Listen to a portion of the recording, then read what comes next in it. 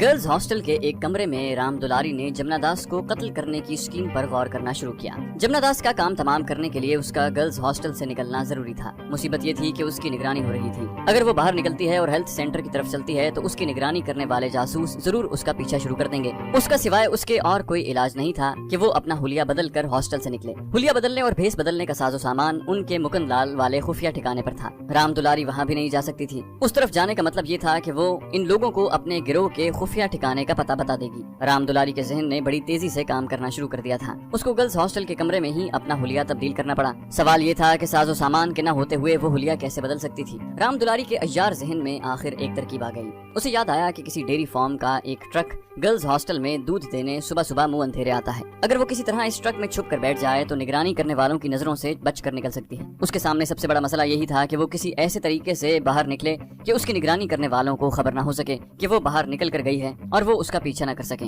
अगर वो health centre पहुंचकर अपने मकसद में एक बार फिर नाकाम रहती है तो वापसी की उसे फिक्र नहीं थी। वापस आने पर अगर जासूस उसे हॉस्टल में दाखिल होते देख भी लेते तो वो कह सकती है कि कमरे में बंद रहकर वो तंग आ गई थी और सैर करने को निकल गई थी। और अगर वो अपने मकसद में कामयाब हो जाती है तो उसे गर्ल्स हॉस्टल में वापस आने की जरूरत ही नहीं थी। यही एक तरकीब थी जिस पर अगर वो कामयाबी से अमल कर लेती है तो गर्ल्स हॉस्टल से जासूसों को जुल देकर निकल सकती थी। उसने एक दो बार जबकि वो जाग रही थी सुबह सुबह उस दूध वाले ट्रक को हॉस्टल के अहाते में आकर एक तरफ खड़े होते अपने कमरे की खिड़की में से देखा था। ट्रक में दो आदमी होते थे, एक ड्राइवर और दूसरा आदमी उसके साथ ही अगली सीट पर बैठा हुआ था। वो ट्रक लेकर आते, ट्रक को अहाते की दीवार के पास खड़ा कर देते। ट्रक के पीछे दूध के कुप्पे लदे होते थे। दोनों आदमी एक कुप्पा निकाल कर हॉस्टल के किचन की तरफ ले जाते। राम दुलारी ने एक बार ये पूरा मंजर यूं ही अपने कमरे की खिड़की में खड़े खड़े देखा था और अब उसे सब कुछ याद आ गया था। जिस वक्त ड्राइवर और उसका साथी दूध के कुप्पे को उठाकर किचन की तरफ जाते थे तो ट्रक के पास कोई नहीं होता था और वहाँ हल्का हल्का अंधेरा था। राम दुलारी ने सोचा कि वो उस वक्त ट्रक में किसी जगह छुप सकती है। इस किस्म के कई तरीके राम दुलारी को नई दिल्ली वालों ने ट्रेनिंग के दौरान सिखा रखे थे। उसने यही तरीके आजमाने का फैसला कर लिया। उस वक्त अंधेरा होता था। उसकी निगरानी करने वाले जाहिर है गर्ल्स हॉस्टल के अहाते के बाहर गेट के आसपास किसी जगह छुप कर बैठे होंगे। उन्हें खबर भी नहीं होगी। राम दुलारी को मिसेज अंजुम ने एक नया जोड़ा पहनने को दिया था। उसने वही जोड़ा पहन रखा था। राम दुलारी ने अपना पर्स खोलकर देखा। मुकुंदलाल ने जमुना दास को हलाक करने की मुहिम पर भेजते हुए राम दुलारी को जितने पैसे करेंसी नोटों की शक्ल में दिए थे वो उसके पास महफूज थे। जहरीले इंजेक्शन की सिरिंज उसने एक अलमारी के अंदर पुराने कपड़ों में छुपा कर रखी हुई थी। राम दुलारी ने उसे भी निकाल कर चेक किया और फिर वहीं छुपा कर रख दी। वो कमरे की खिड़की के पास आ गई और पर्दा जरा सा हटाकर हॉस्टल के अहाते में वो जगह देखने लगी जहाँ सुबह के वक्त डेयरी फार्म का ट्रक आकर खड़ा होता था। उसने अपने जहन में एक नक्शा तैयार कर लिया कि उसे किस तरह से ट्रक के पास जाना होगा। ये काम उसे बड़ी तेजी से करना था क्योंकि ट्रक ड्राइवर और उसका क्लीनर जब दूध का कुप्पा उठाकर किचन में रखने जाते तो उन्हें ज्यादा देर नहीं लगती थी। सारी स्कीम जहन में बनाने के बाद राम दुलारी पलंग पर आकर लेट गई। दिन गुजर गया। शाम को गुलखान अकेला ही उसे मिलने आ गया। उसने पूछा, हशमत बीबी, अब तक तुम्हें कुछ न कुछ जरूर याद आ गया होगा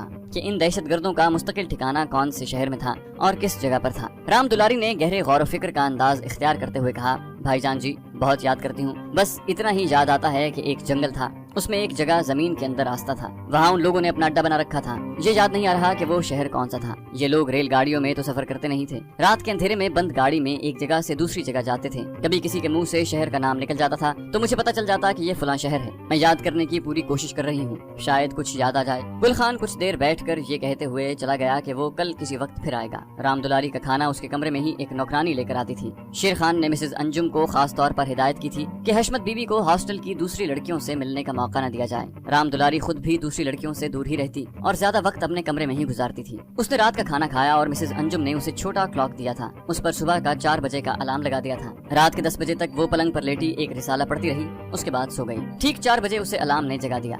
उसने उठते ही सबसे पहले खिड़की का पर्दा हटाकर बाहर देखा। अभी रात का अंधेरा बाकी था। उसे अहाते में कोई ट्रक दिखाई न दिया। उसने बाथरूम में जाकर मुंह हाथ धोया, बालों में कंघी की, अपने कपड़ों को दुरुस्त किया और गहरे बादामी रंग की चादर ओढ़ी और अलमारी के पास आ गई। अलमारी में से जहरीले इंजेक्शन का सिरिंज निकाल कर उसे एक बार फिर अच्छी तरह से रुमाल में लपेटा और उसे अपने गिरबान के अंदर पूरी तरह छुपा कर रख लिया। एक बार फिर खिड़की में आकर उसने बाहर झांक कर देखा। अहाता अंधेरे में खाली पड़ा था। किसी ट्रक की आवाज भी नहीं आई थी। اس نے کمرے کی بتی بجھا دی اور پلنگ پر بیٹھ کر ٹرک کے آنے کا انتظار کرنے لگی۔ رات کی تاریکی فجر کی پھیکی پھیکی سفیدی میں بدلنا شروع ہو گئی تھی، لیکن ابھی پوری طرح سے دن کی روشنی نہیں ہوئی تھی۔ وہ چاہتی تھی کہ ٹرک جلدی سے آ جائے اور وہ پچھلے پہر کے اندھیرے میں ہی وہاں سے نکل جائے۔ ہاسٹل کے گیٹ کے باہر تعینات جاسوسوں کی نگاہوں سے بچنے کی صرف ایک یہی صورت تھی۔ کلاک پر 4:45 بج رہے تھے کہ رام دولاری کو دور سے کسی ٹرک کی آواز سنائی دی۔ ایک لمحے کا انتظار کیے بغیر اس نے جلدی سے چادر کو اچھی طرح سے اپنے جسم کے گرد لپیٹا اور آہستہ سے دروازہ کھول کر زینے کی طرف بڑھی۔ زینے سے اتر کر وہ پہلی منزل کے برآمدے میں آ گئی۔ برآمدے میں اندھیرا چھایا ہوا تھا، صرف دوسرے کونے میں باہر کی جانب اوپر ایک بلب روشن تھا۔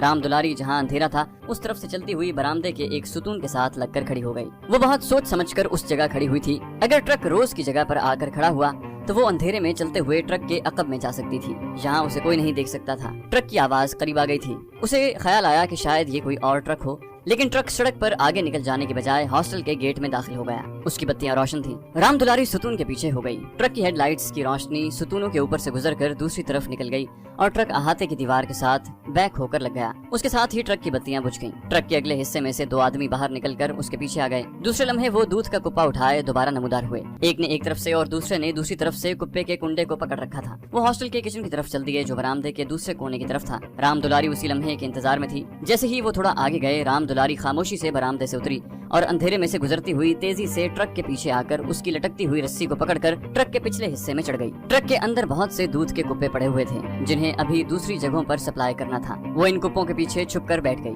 3-4 منٹ کے بعد اسے ان آدمیوں کی آواز سنائی دی۔ وہ واپس آ گئے تھے۔ پھر ٹرک کی دونوں سائیڈ کے دروازوں کے بند ہونے کی آواز آئی۔ ٹرک کا انجن سٹارٹ ہوا اور ٹرک ہاسٹل کے گیٹ میں سے نکل کر دائیں جانب مڑ گیا۔ رام دولاری نے کپوں کے پیچھے چھپے چھپے ہاتھ جوڑ کر اپنے بھگوان کا شکر ادا کیا۔ وہ یہی چاہتی تھی کہ ٹرک دائیں جانب ہی مڑے۔ اس کو یاد تھا کہ جب اسے شیر خان اور گل خان جیپ میں بٹھا کر سیکرٹ ہیلتھ سینٹر کی طرف لے گئے تھے تو جیپ ہاسٹل سے نکل کر پہلے دائیں طرف مڑی تھی اور اس کے 6-7 منٹ کے بعد پھر دائیں جانب مڑ گئی تھی۔ اس کے آگے جو نشانی اسے یاد تھی وہ ریلوے پھاٹک تھا، مگر یہ یقین سے وہ نہیں کہہ سکتی تھی کہ یہ ٹرک آگے جا کر بھی دائیں جانب مڑے گا۔ یہ بھی ہو سکتا تھا کہ ٹرک آگے نکل جائے۔ اگر آگے نکل گیا تو خدا جانے وہ کہاں جا کر ٹھہرے اور ٹرک کی رفتار تیز ہو جائے اور وہ اتر نہ سکے، کہاں کی کہاں نکل جائے اور راستہ بھی بھول جائے، کیونکہ وہ اس شہر کی رہنے والی نہیں تھی۔ ٹرک کی رفتار اتنی تیز نہیں تھی۔ اس کی وجہ یہ تھی کہ ہاسٹل کے سامنے سے گزرنے والی سڑک چھوٹی اور غیر ہموار تھی۔ جب ٹرک ہاسٹل سے کافی آگے نکل آیا اور رام دولاری کو یقین ہو گیا کہ وہ ہاسٹل کے باہر اس کی نگرانی کرنے والے جاسوسوں کی زد سے نکل آئی ہے، تو وہ کپوں کے پیچھے سے نکل کر ٹرک کے پچھلے حصے میں آ گئی۔ صبح کا نور نمودار ہو رہا تھا، سڑک دور تک خالی تھی اور ٹرک سڑک کے کھڈوں پر ہلکے ہلکے دھچکے کھاتا گزر رہا تھا۔ اس کی رفتار زیادہ نہیں تھی۔ ٹرک کا عقبی حصہ کھلا تھا۔ وہ بڑے غور سے سڑک کی بائیں جانب دیکھ رہی تھی۔ اس کا خیال تھا کہ شاید ٹرک اگلے موڑ پر دائیں جانب مڑ جائے، لیکن ایسا نہ ہوا۔ سڑک پر سے ایک چھوٹی سڑک نکل کر اسے اپنے بائیں جانب جاتی دکھائی دی۔ ٹرک اس طرف جانے کے بجائے دوسری جانب مڑ گیا۔ جیسے ہی ٹرک نے دوسری جانب موڑ کاٹا اس کی رفتار اور دھیمی ہو گئی۔ رام دولاری نے ٹرک کے پچھلے حصے میں سے لٹکتی ہوئی رسی پکڑی اور ٹرک میں سے باہر سڑک کے کنارے جھاڑیوں میں کود گئی۔ گرتے ہی جھاڑیوں میں اس نے 2-3 لڑکنیاں کھائیں اور جلدی سے اٹھ کر بیٹھ گئی۔ سڑک بھی پچھلے پہر کے دھندلکے میں خالی تھی۔ وہ اٹھی اور سڑک پر اس جگہ آ گئی جہاں سے سڑک دائیں جانب دوسرا موڑ کاٹتی تھی۔ اسے اس طرف جانا تھا، شاید شیر خان کی جیپ اسی طرف گھومی تھی۔ وہ چھوٹی کچی سڑک پر آ گئی۔ وہ چادر لپیٹے سڑک کے کنارے کنارے تیز قدموں سے چلی جا رہی تھی۔ وہ دھڑکتے ہوئے دل کے ساتھ اس انتظار میں تھی کہ آگے ریلوے پھاٹک آتا ہے یا نہیں، کیونکہ جب اسے بند جیپ میں بٹھا کر لے جایا گیا تو سڑک کا دوسرا موڑ گھومنے کے 10-15 منٹ کے بعد ریلوے پھاٹک آ گیا تھا۔ یہی اس کا ثبوت تھا کہ وہ ٹھیک راستے پر چل رہی ہے۔ اس کی دونوں جانب کھیت بھی تھے اور دور دور شہر کی آبادی کے مکان بھی دن کے ابھرتے ہوئے اجالے میں نظر آنا شروع ہو گئے تھے۔ وہ کوئی آدھا گھنٹہ چلتی رہی ہوگی کہ آخر اسے کچھ فاصلے پر ریلوے کا پھاٹک نظر آ گیا۔ خوش ہو کر رام دولاری نے اپنی رفتار تیز کر دی۔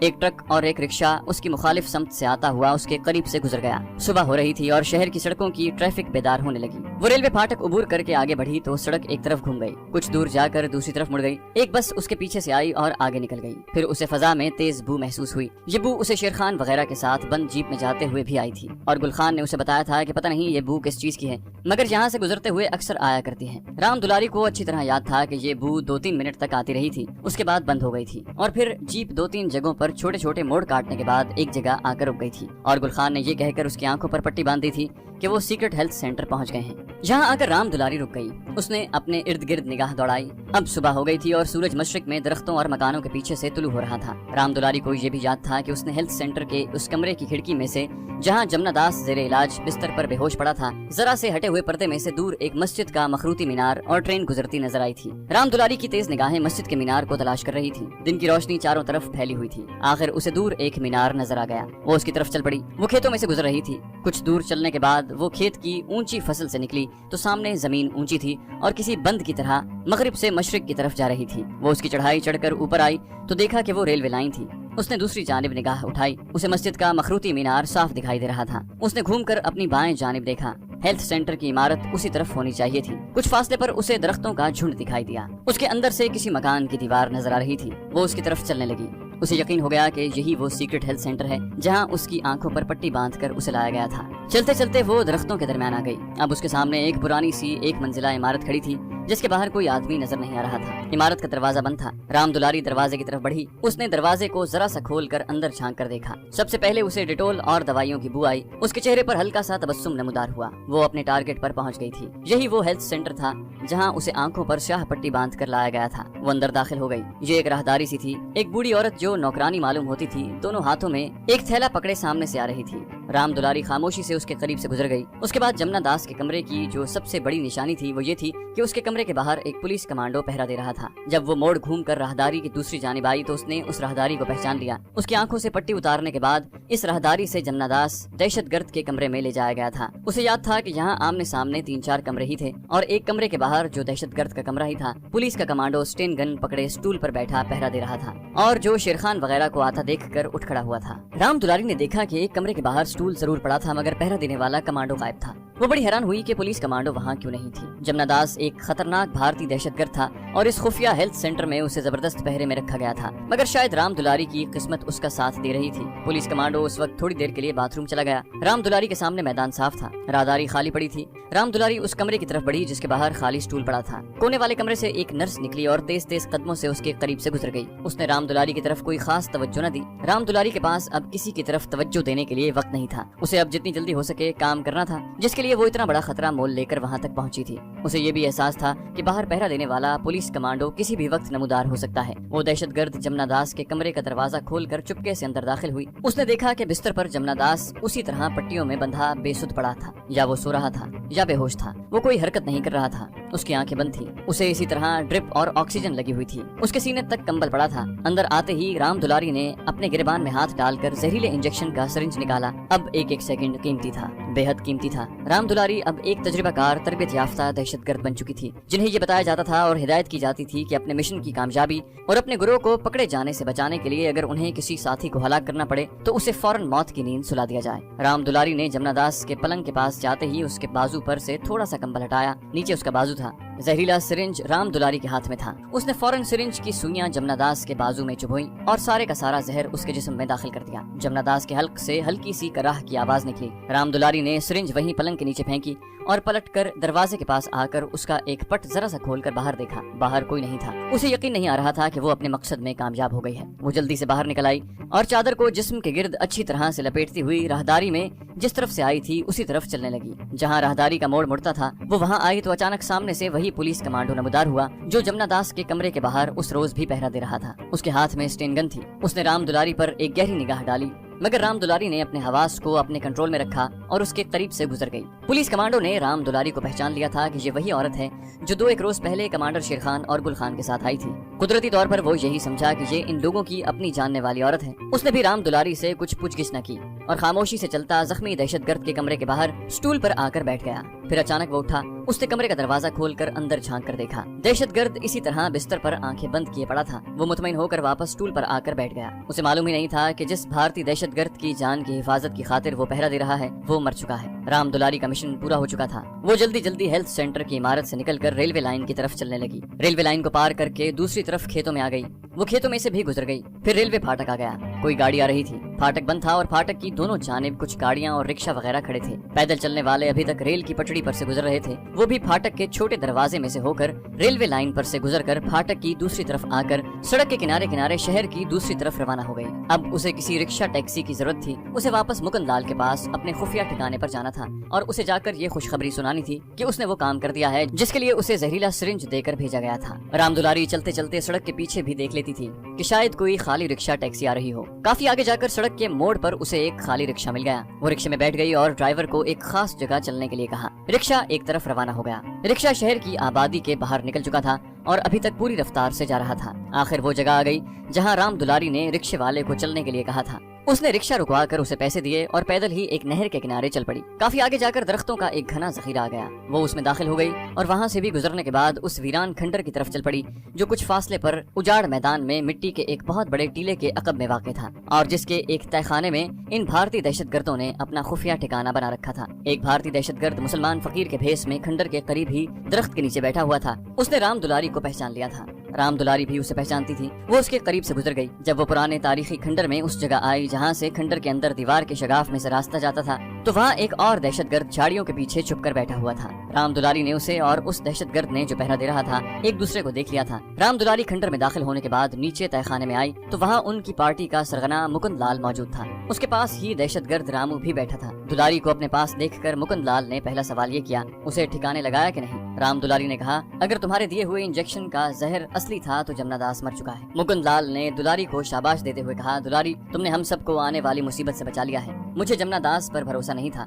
وہ ایک تجربہ کار اور اپنے کام کا ماہر ضرور تھا، مگر مجھے معلوم ہے کہ وہ تشدد برداشت نہیں کر سکتا تھا۔ دہشت گرد رامو کہنے لگا، جن لوگوں کے پاس تم نے اتنا وقت گزارا ہے ان کے ہمارے خلاف منصوبے کے بارے میں تمہیں کچھ معلومات ملی ہیں یا نہیں؟ رام دلاری نے کہا، وہ لوگ اگر آپس میں انگریزی میں بھی کوئی بات کرتے تھے تو اس بارے میں میرے سامنے کوئی ایسا ذکر نہیں کرتے تھے کہ وہ ہمارے خلاف کیا کارروائی کرنے جا رہے ہیں۔ میں جتنا کرید سکتی تھی کرید کر ان سے پوچھنے کی کوشش کی تھی، لیکن انہوں نے یہی کہا کہ ہمیں اوپر سے جو حکم ملے گا اس کے مطابق ایکشن لیں گے، ہم اپنے طور پر کچھ نہیں کرتے۔ مکند لال کہنے لگا، جمنا داس کی موت کے بعد جب ان لوگوں کو یہ معلوم ہوگا کہ تم بھی ہاسٹل سے غائب ہو گئے ہو تو انہیں یقین ہو جائے گا کہ اس قتل میں تمہارا ہاتھ ہے، اور تم مسلمان حشمت بی بی کے بھیس میں صرف جمنا داس کو موت کے گھاٹ اتارنے کے لیے ان کے پاس آئی ہو، اور انٹیلیجنس تمہاری تلاش میں سارے شہر میں پھیل جائے گی، اس لیے تمہیں کچھ دنوں کے لیے یہاں سے باہر نہیں نکلنا چاہیے۔ دہشت گرد رامو نے کہا، کیوں نہ ہم رام دلاری کو اپنے راول پنڈی والے خفیہ ٹھکانے پر پہنچا دیں؟ مکند لال بولا، اس کی ضرورت نہیں ہے۔ رام دلاری کو بقول اس کے صرف شیر خان اور اس کے ساتھی کمانڈو گل خان نے ہی غور سے دیکھا ہے، یا پھر گرلز ہاسٹل کی عورت تھی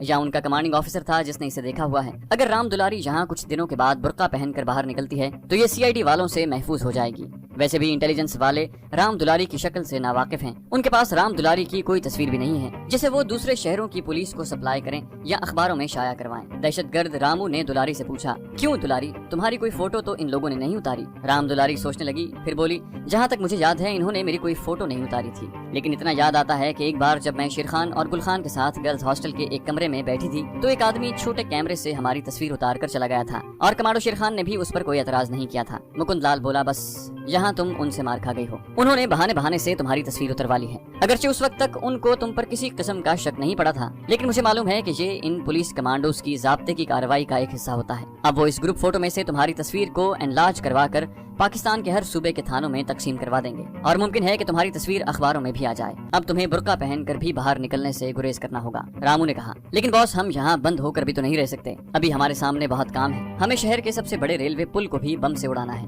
مکند لال بولا، جمنا داس کی موت کے بعد شہر کی ساری پولیس بھی چوکس ہو گئی ہوگی، ہمیں کچھ روز انتظار کرنا پڑے گا۔ اس میں کوئی شک نہیں کہ یہ کمانڈو شیر خان اور گل خان کی کمانڈو تنظیم کے ضابطے کی کارروائی تھی کہ انہوں نے رام دلاری کی اپنے ساتھ ایک گروپ فوٹو اتروا لی ہے، حالانکہ انہیں اس وقت تک قطعی طور پر علم نہیں تھا کہ یہ عورت جو حشمت بی بی کے روپ میں ان کے سامنے بیٹھی ہے حقیقت میں بھارت کی ایک نہایت عیار دہشت گرد عورت ہے، اور اس کا اصلی نام رام دلاری ہے۔ چینل کو سبسکرائب کیجیے اور بیل آئیکن پر کلک کیجیے تاکہ آپ کو تمام ویڈیوز فوراً ملتی رہیں۔